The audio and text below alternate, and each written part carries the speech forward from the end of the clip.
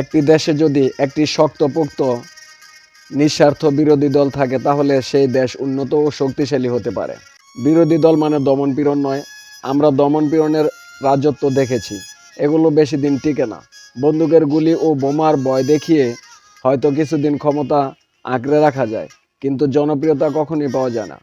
তাই ক্ষমতা পেয়ে ইচ্ছে করলেই সব কিছু করা নয়, না করার নামই রাজনীতি। আজ চোখের সামনে বিশ্বের দিকে তাকালে দেখা যায় প্রত্যেকটা দেশ নিজের ধর্মীয় ও প্রযুক্তিগত শক্তিকে সাথে নিয়ে নীরবে নিভৃতে এগিয়ে যাচ্ছে। নিজের জন্মভূমির সার্বভৌমত্ব রক্ষায় নিরলসভাবে কাজ করে যাচ্ছে। স্বার্থের রাজনীতি ক্ষণিকের, ভালোবাসার রাজনীতি দীর্ঘস্থায়ী। প্রত্যেকটা বাবা মা তার সন্তানের জন্য এই দোয়াটাই করে। বাবা বলে ছেলে নাম করবে, সারা পৃথিবী তাকে মনে রাখবে।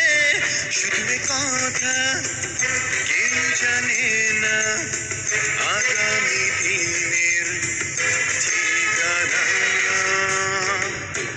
কে জানতো সেদিন প্রেসিডেন্ট জিয়াউর রহমানের সেই ছোট্ট ছেলেটি আজ আর ছোট্ট নেই, তিনি অনেক বড়। বাংলাদেশের ইতিহাসের প্রধানমন্ত্রীর খাতায় তার নাম উঠে গেছে। মানবতার মা বেঁচে থাকলে হয়তো কতই না খুশি হতেন।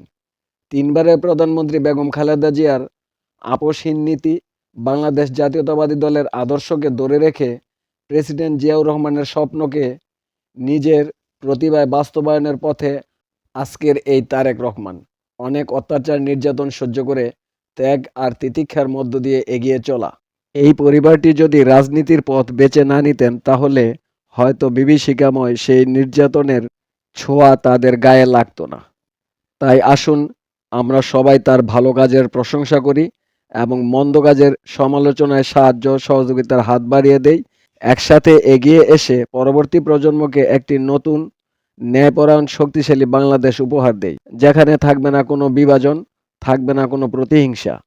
আগামীর বাংলাদেশ বিশ্বের দরবারে মাথা উঁচু করে দাঁড়াতে দেশপ্রেমে উদ্বুদ্ধ হই। ব্যক্তির চেয়ে দল বড়, দলের চেয়ে দেশ। আমার কথা এখানেই শেষ। ভালো লাগলে লাইক শেয়ার করে পাশে থাকবেন।